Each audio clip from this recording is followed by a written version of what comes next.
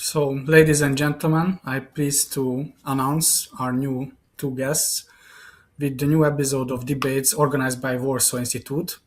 Today, we will talk about a regional energy crisis and the Belarusian-Polish border conflict. Our guests are Robert Gönci, the analyst from Migration Research Institute from Budapest, and David Nagy, energy expert from Hungary as well.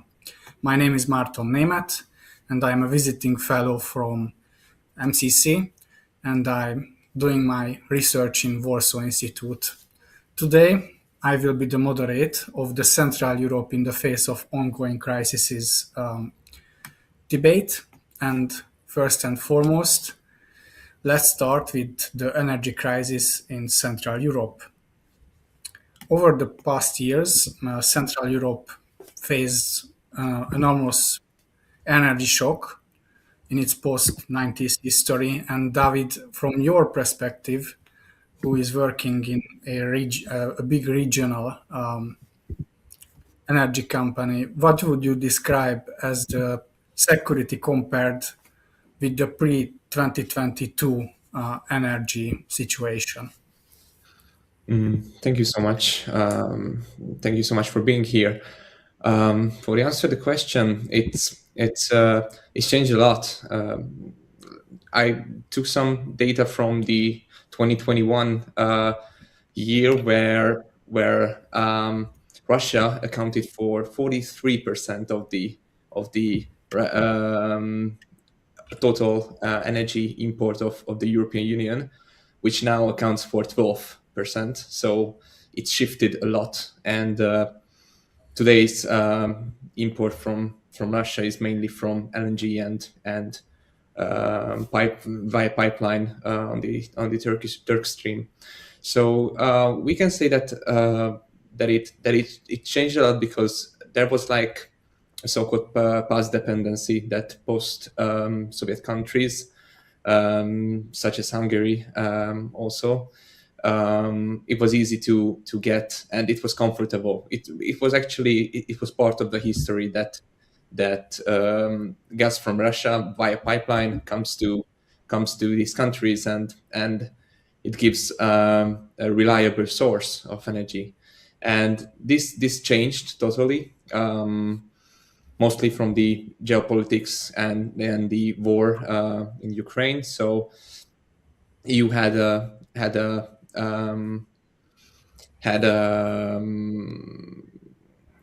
idea of that he really implemented also that Russian gas should be phased out. Also, it declared in the Repower EU, which is now alive, and from 2027, the Russian gas will be banned from European countries, which means that it won't be a source of the European energy mix anymore. Due to the not just in the European part, but there are several geopolitic events that appears in the world, and energy sources are really affected by them. Not just mentioning the Strait of Hormuz, which has really a hard time now, that we don't know when will it be solved, because news are not consistent on that, and the situation is changing all the day, or every day. But now we can talk about that. EU has the Russian gas minimized. There are still some in the system because, as we know, Russian gas is now not yet eliminable totally for landlocked countries as Hungary also. So it's not an easy job. And also via LNG, without it can come in the European Union, not only on Russian ships, but also on ships that is unflagged and or comes in under another flag, another country's flag, so we can still reach Europe somehow without actually understanding it or actually knowing that it's Russian gas. So answering for shortly, the security is now is Europe is vulnerable until it's relying on sources that it cannot be produced in its territory, but until we don't electrify the system and we need resources such as oil and natural gas, then we cannot be totally sovereign and rely on real resources, because it's just cannot be done physically. So yes, about this, that's what I'm thinking about sharing. I understand. We've seen a big diversification effort from the players of the region of Central European nations. We think about LNG terminals in Crete, new interconnectors, or the expansion of Paks and Dukovany, and also the growing of the renewable energy capabilities. Are these measures, what do you think about these measures, sufficient to speak a genuine energy sovereignty, or do a significant structural dependencies are will be with us in the future? Mhm. I wouldn't say that we are already on the phase, but we are on the good path. As talking about Europe, that diversification has started, and terminals are are a good way to get the energy transport. These infrastructure are you need to regasificate the liquid gas from the ships. So these need infrastructure, and there can be capacity bottlenecks even if you have the contracts that you want to import energy. So this is a good way. Also, the energy connections, new energy capacities, and also from the nuclear part, which I see that there is a renaissance in nuclear energy now. There are some exemptions, for instance, Germany, where it had a pretty high avoidance of nuclear power plants, not just from the individuals that decide on that, but also from the Greenpeace and associations that was against nuclear energy, mainly from the in the consequence of what in Fukushima had. So basically, I see, but not in here. So in Central Eastern Europe, there is a trend that there will be new capacities. For instance, in Hungary with PAX2, which the deadline of the implementation is not so clear. It's always, but it's a natural processes.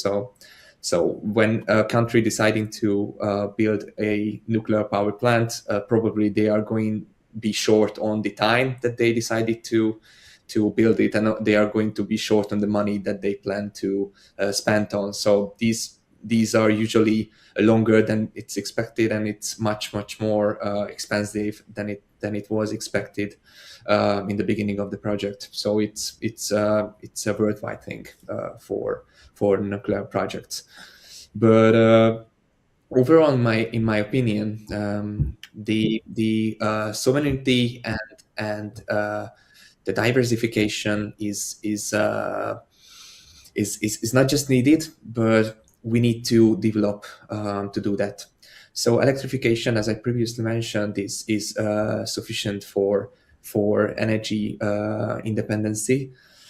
For instance, when we talk about the electric cars, that there is also, like, the vehicles today, the majority of vehicles is based on fossil fuels. These are combustion engines, and this is one of the dependency that we need oil from oil countries, from the eastern countries, or from Russia, but the Russian oil will be eliminated from Europe. So we need other sources. Electric vehicle are just one thing. If we would like to electrify the heating system, which is also really natural gas based now, to make heat that can be transported to homes. So basically, this is not just one thing, but this is multiple thing that needs to be addressed. And it's not just the resource, but it's, if we want to electrify, we need to spend a lot of money to upgrade our network, because there are bottlenecks on it. So if we decide to electrify everything today, probably our system couldn't bear it. The increased electricity consumption would be a burden for the system that then it cannot be hauled and cannot be transport those electricity that is needed in those spots. So it's pretty hard, and without electrification, it cannot be done to be a sovereign, independent of import energy. And beyond of the immediate supply question, the crisis naturally reshaped the political and economy of energy. When we think about affordability, industrial competitiveness, and the burdens of the households, what do you think? What are the most serious midterm consequences of these energy crises for the Central European societies? It's a really important question that you ask now, and this is on the board of everyday's discussion in the European Union also, that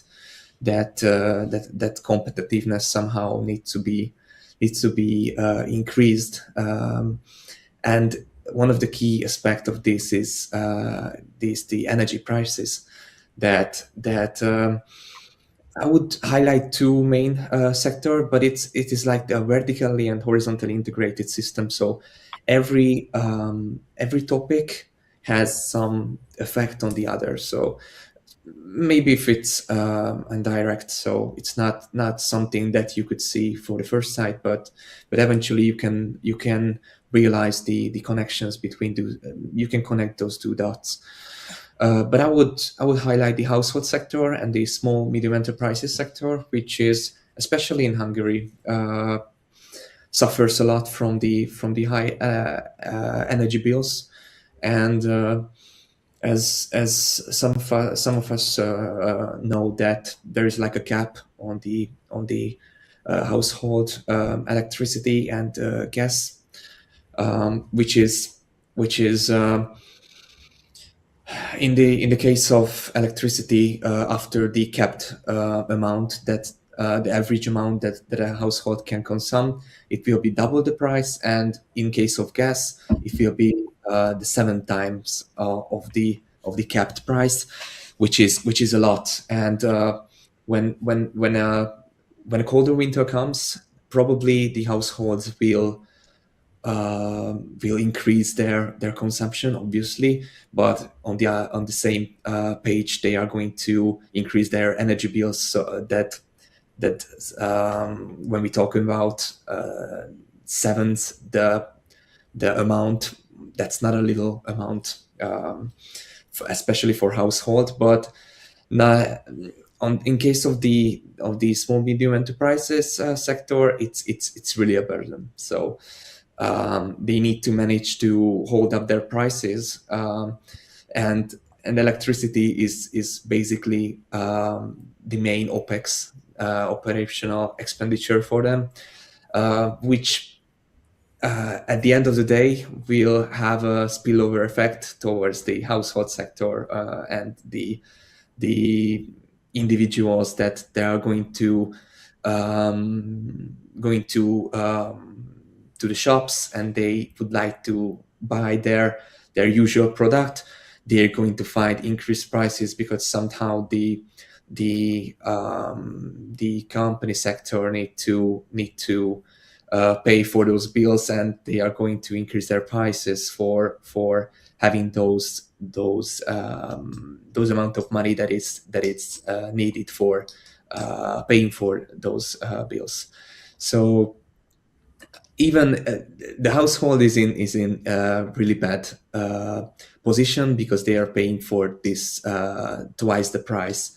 One for directly for their consumption on the local consumption, and one for the an indirect indirectly when they go to the shops, and they are going to face higher prices in the reason of higher manufacturing expenditures of the company sector. So it's not easy, and on the medium term, we cannot see that it's going to be addressed. Um, Maybe if the geopolitical crisis eases a little bit, then a price probably will follow. But it cannot be said that it will be happen tomorrow or the next month. So it's pretty intense now, and in the short term, and also in the short medium term, there will be there or I'm assuming that the higher price is gonna remain, and somehow household should consume less. I see two ways for addressing that. If the prices remain high, so somehow we need to generate more electricity to somehow being more independent from the imports and the import prices, which are overall higher than than the price that countries could manage to produce electricity, or there should be more energy efficiency moves that should be implemented. For instance, insulating houses, so you don't need to use that much gas, for instance, in the winter, or you don't need to cool your house that much during the summer, because you cool it once and it remains cool for longer time. So these are the two ways: generating more, or having energy efficiency in a better way for households and individuals. So that's what we see today. Interesting. It will be interesting to see how it will turn out in the future. But now, let's switch to the migration crisis, mainly at the Belarusian-Polish border. This crisis became relevant from 2021, and now it's widely viewed as the textbook case of weaponized migration. So, Robert, how would you characterize the strategic logic behind the Lukashenko regime operation, and why was Poland chosen as the principal target? It's important to mention that it is not a crisis that has been going on since 2021. There was a probe to the Polish border early in the 2000s already, so there was some experiments on how the EU's eastern borders are working, and the Belarusians could have used that easily, of course, with the help of Russia, since we are talking about the state union between Minsk and Moscow. But it's also important to mention that since it is a weaponized, or how we academics like to say, the instrumentalized case of migration, which means that the country is using the migration itself as an instrument, it is by nature an engineered migration crisis. So it's not an organic migration crisis like the one we see in the Western Balkans towards Hungary, for example, which is clear that is happening since it is the direct route towards the Schengen area of the EU.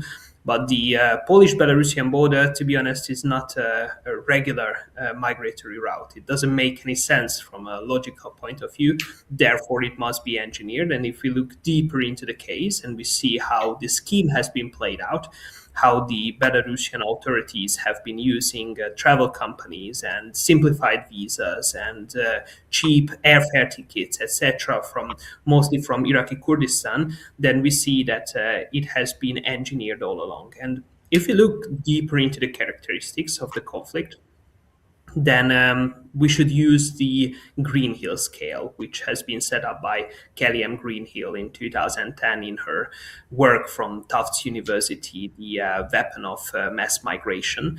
And she have been mentioning several different types of engineered migration, but the two that fits the most well with the Belarusian case are the coercively engineered migration and the exportively engineered migration.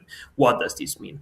The simpler one is the coercively engineered migration. There we see that a country is instrumentalizing migration, like Belarus does towards Poland and, of course, to Lithuania and Latvia, where they want to coerce something from the other state. Of course, we are not talking in this case about the states of Poland, Lithuania, and Latvia, but we are talking about the EU as a whole, which has been putting Belarus under very serious economic sanctions for long years. And we do have experience with that when countries want to coerce something out of the European Union with the tool of migration. For example, in the case of Finland in 2015-2016, where basically Russia has bullied with migration Finland into Finland giving up sanctions on Russia because of the annexation of Crimea.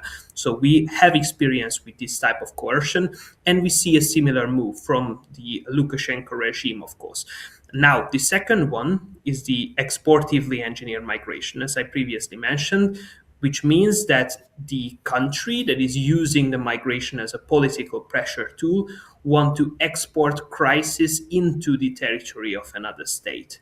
This doesn't necessarily mean that it has to do anything with the migrants itself that they are exporting, but they have with the perception of the population. And if we look into the Polish politics, we can see that for 5 years now, migration has been a top issue, a very decisive, very polarizing issue within the Polish society. Of course, most of the Polish society agrees that migration is a crisis and migration needs to be handled accordingly. But of course, we see that there are political figures which have different opinion on that, and that creates a very polarizing issue for Poland. And that also creates space for extremist political parties which have more aggressive tone towards migration, and that can create aggression and chaos too within the society. So we see that Belarus has, even though Poland was very effective in protecting its border. We have to see that the building of the border barrier, the fence around Belarus, the exclusion zone along the border, it all have been very successful. But the two main objectives of Belarus has been completed. They have coerced the EU into a position of negotiation, which never took place, thanks God, because of the very unfortunate and tragic crisis that just half a year later has erupted in the neighboring Ukraine. And they have exported the crisis into the territory of Poland, which has created a main political tool where the society can be manipulated into talking more about this engineered issue than about issue that would have been coming to light on organic ways. So, but we always have to mention that Poland is not alone in this situation, that there are two other neighboring countries with much less financial possibility that seriously faces this problem. And these are Lithuania and Latvia, which, not like Poland, has been once under the same rule of Moscow. Therefore, their borders are not that fortified as Poland's is towards Belarus. Of course, we see now border fences there as well. I have been talking with the Latvian border guards 2 years ago, where they showed the freshly built up border fence very proudly, and it is impressive. But we should see that there were no border barriers whatsoever between Belarus and Latvia and Belarus and Lithuania, not like in Poland, where of course they were like friendly states in the communist era, but there was already a border, and that creates a bigger advantage for Poland than for Latvia and Lithuania. As you mentioned, the situation is not disappeared but normalized in a little sense in this area. How has the nature of the threat evolved since 2021, and what does its persistence tell us about the intention of Minsk and Moscow? Well, it cannot be denied that it's intentional. Like, if we are looking into the documents, for example, from Belarusian diaspora media like Belsat or any other corporations that deal with Belarus significantly to erode the roots of the propaganda of the Belarusian regime, we can see that it is very well engineered and very well state advised. So it's very easy for people from third world countries to apply for Belarusian visa, sometimes even easier than as a European citizen to apply for Belarusian visa.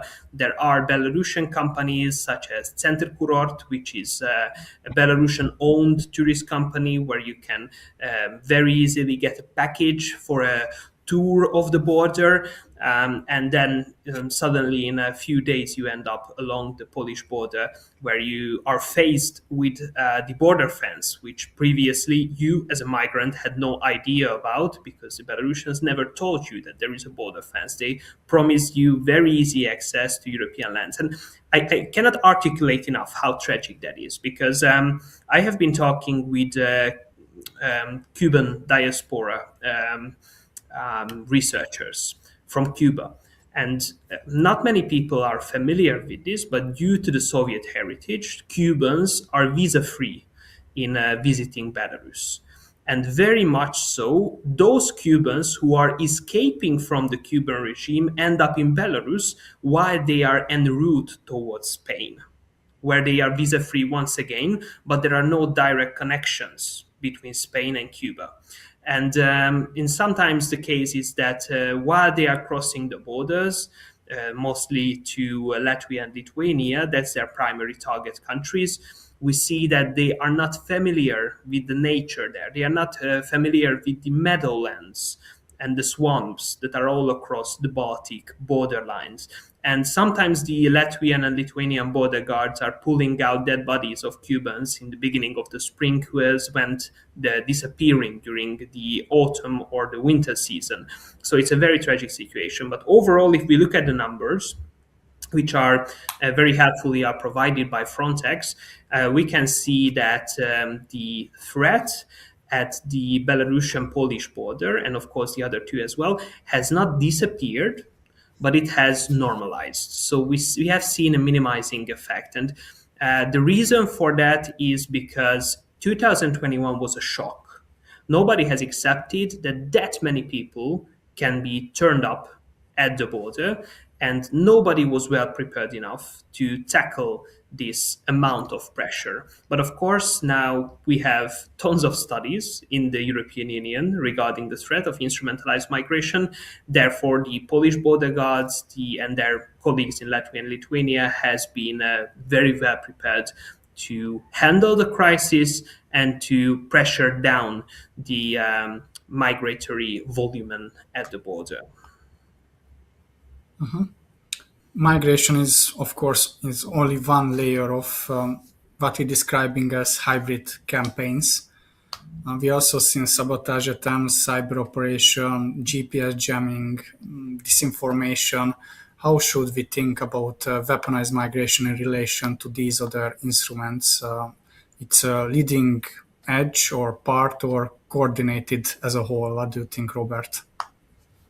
Well, we should see that any case of instrumentalized migration is a case of hybrid attack, because hybrid attack states that a country is using hybrid warfare when they are using non conventional methods for aggression against the territory of another country. And in this case, we absolutely see that Belarus is not using their military, their conventional force, to coerce or to export a crisis into the territory of the EU, but they're using migration and a lot of other weapons that can be also fit within the category of hybrid warfare, such as we see massive disinformation campaigns.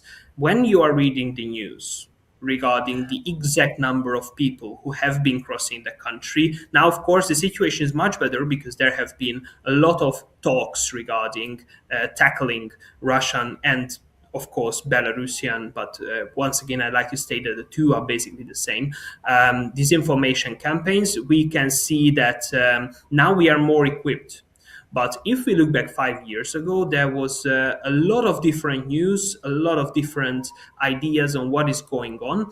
And it has created serious troubles. Like if we remember back, we can remember Polish politicians running to the border with blue IKEA bags to give food to the migrants. Meanwhile, they were actually trying to enter the territory of Belarus. So it was a very strange situation that was going on back there. And there was a lot of news in 2021 regarding that the Polish border guards, for example, are committing violations against the rights of the migrants. Meanwhile, the situation was they were simply protecting the sovereignty of the country.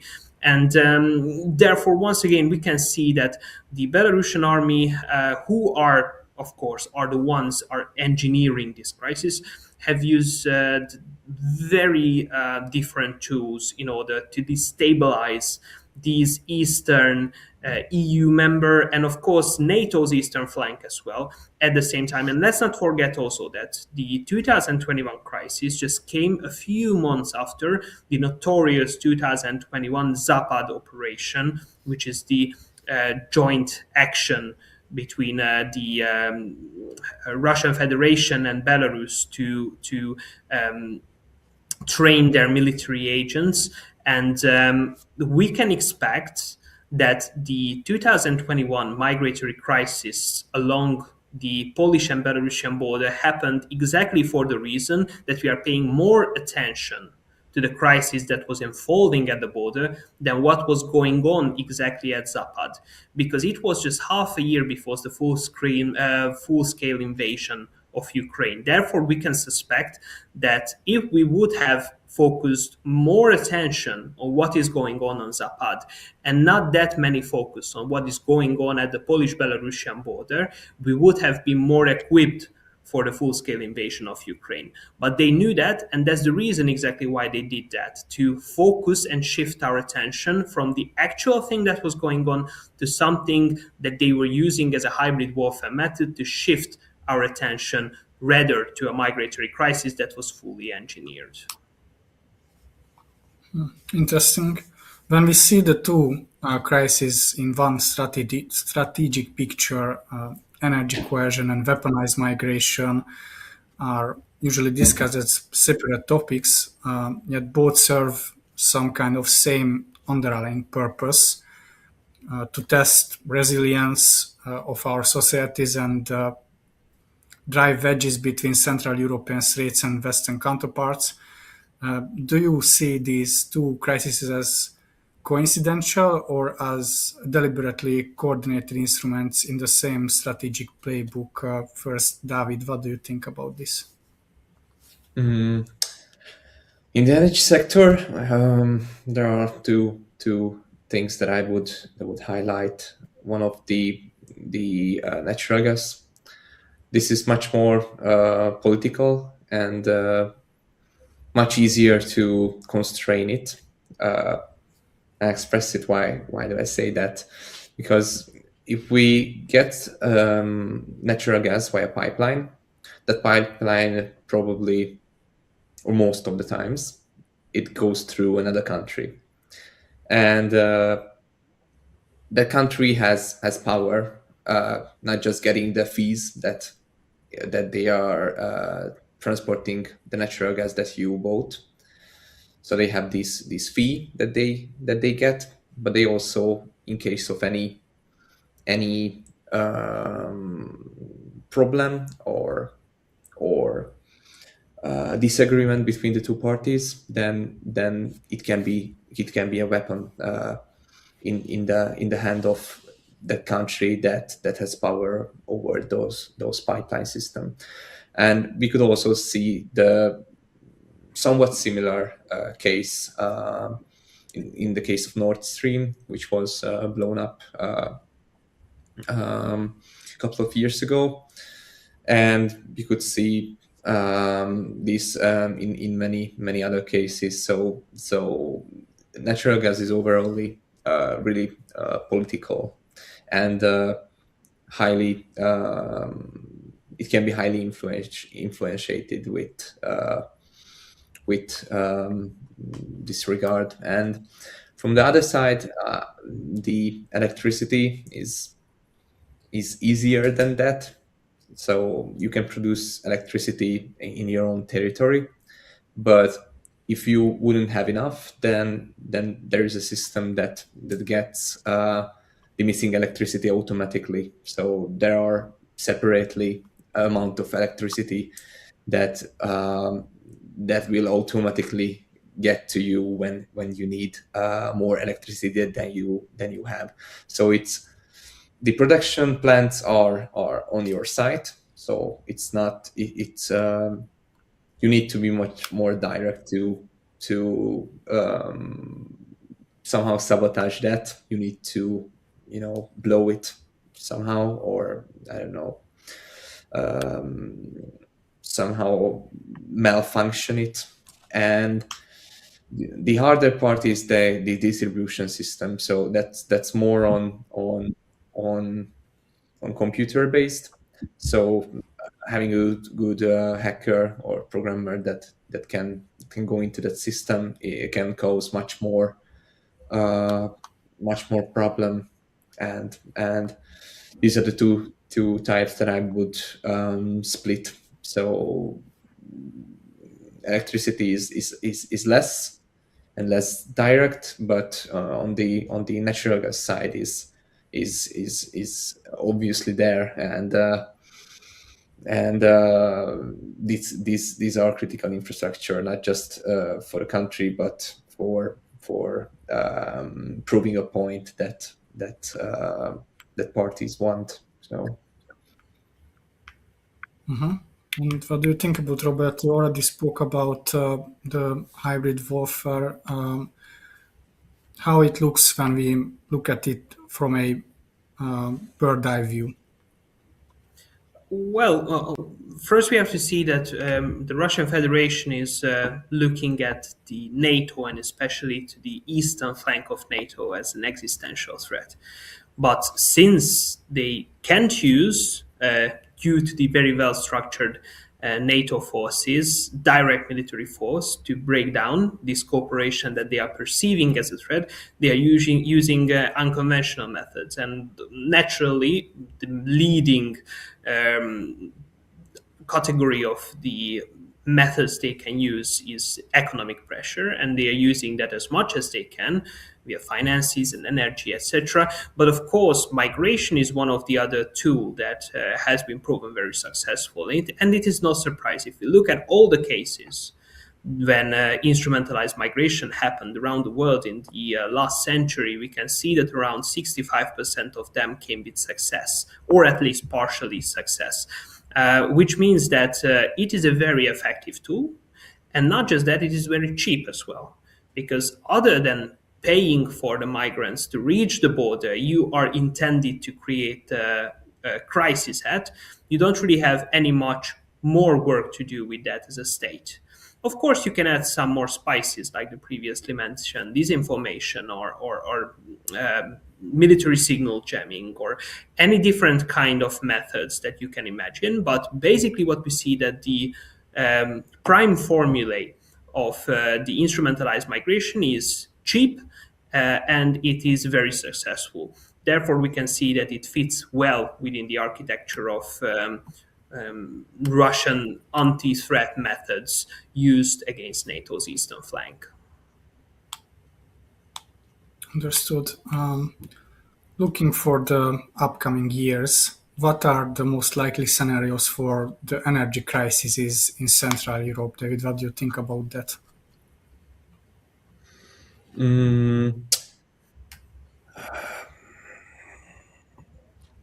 it's not easy to say anything about the future lately. So it's I wouldn't say anything that is well defined, but I would say only just directions. That the main question is, how will the EU diversify? It's really important to question it. That is the EU just shifting dependencies from the Russian gas to a potential alternative like the US LNG uh, case, or they really now try to diversificate on a way that will be sustainable on the long term. Because if we're talking about only shifting dependencies, then it can end up in the same way. So there is not an easy situation at all. And that I previously mentioned also that natural gas consumption is decreasing in a way, not that much, but there's a decreasing trend in the natural gas consumption also across Europe and its member countries. So even if the electrification processes are continuing, this trend will further increase. That gas uh, won't be that much important. It will be important. Don't get me wrong, because the weather dependent renewables are not enough to not enough to have a base load that is always there and supports the electricity system as a whole. So this fast, it's easy to start it. It's fast. So these gas turbines will be always playing a crucial role in our electricity system. So I think that diversification will happen, or I hope that it will happen in a reasonable way, and the and exchanging traditional conventional models, that heating our houses or driving our cars will shift toward a much greener and a much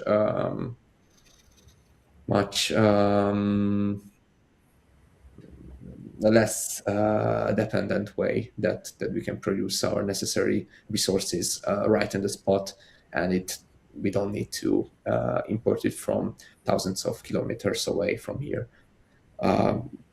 So then, if we reach that point, then we can talk about sovereignty, and until that, it's really hard to live with this word. So that's what I see in the show, and maybe it's more than middle term or long term. And on the migration front, should we expect the Belarusian-Polish model of weaponization of migration to be replaced by other external actors against other parts of European in recent years, upcoming years? Well, we already see that. Maybe not in Central Europe because we have limited access to countries that are not members of the European Union. Basically, are only opening for states that are unfriendly towards our community is only the Belarusian front. But if we look at an EU level, we already see a lot of crises very similar to the case of the Belarusian case, like the previously mentioned Finnish border crisis that has been reappearing in 2023, and since that is happening. Or we see the blackmailing of Turkey with Syrian refugees and other unidentified migrants that they are keeping back from the European Union for exchange of financial beneficiary situations. We see Morocco with the case of the Spanish exclave of Ceuta, where they have just in one day in 2021 have let 8,000 migrants to enter that city. And we are not making the situation easier for us. I am not blaming the EU, but certain decisions that the EU has put forward in the last 4 years are basically predetermining a crisis similar to these. And that is the gatekeeper countries decision, which basically sets up countries at the borders of the EU that are not EU member states that we are paying financially paying for keeping back the migratory attempts towards the European continent. These are mostly North African countries. And this is very sustainable on the short run because, once again, it's cheap, you can see the direct effects, and it's very saleable for the European populace because you can say that we don't need to deal with the migratory crisis. There are other countries in our neighborhood that will deal with the migration crisis themselves instead of us. But if we look at on the not even on the long run, but on the medium run, we can see that it sets ground for blackmailing once again. Because upstream containment, like that we see with these gatekeeper countries, is not stopping the desire of the people who are wanting to travel to the very prosperous European continent. They simply delay the effects, and the migrants will come in large numbers to these gatekeeper countries, whom then will have the upper hand and will be able to use those migrants as a blackmail for more financial support from the European Union. And we have precedent for that in the history. We do remember Gaddafi's Libya before 2011, who generally gained a lot of European funding for keeping back the migrants. And he always said that if European funding is disappearing, then tens of thousands of migrants will leap into the continent of the European Union. And it's very similar communication then to what we have seen from Lukashenko in Belarus, who also threatened the EU with flooding them with drugs and migrants, if I quote that correctly. So we see that instrumentalization is all around us and is threatening the entire European Union, not just Central Europe. But of course, we tend to forget that Central Europe, actually, if we look at in the Western alliance sense, is the eastern fortress of our alliances, EU, NATO. Therefore, we are the front runners when we are talking about hostile states to the east, such as the Russian Federation. Therefore, anything that the Russian Federation and their allies, such as Belarus, decides will first happen in our region. Therefore, we are not that central anymore. We are rather frontline states, so we can expect similar migratory trends in the future, even if we see some moderation in the numbers currently. For my last question, I ask both of you to summarize the strategic position of Central Europe in these ongoing crises, and what the message would you send to our viewers across the region and beyond. Robert, please start with you. Well, first of all, we have to make it clear that instrumentalization of migration is here, weaponized migration is coming to our continent, and we are the border to this crisis, we, Central Europe. And of course, we need to build up and fortify our border fences, our physical border barriers, and we have to. It's a very strange position because we are just 2 weeks before the EU Migration Pact, which states very clearly that there should be a possibility of asylum seeking at the borders of European Union member states. But in order to effectively protect these borders, we should abolish the institution of asylum at the border.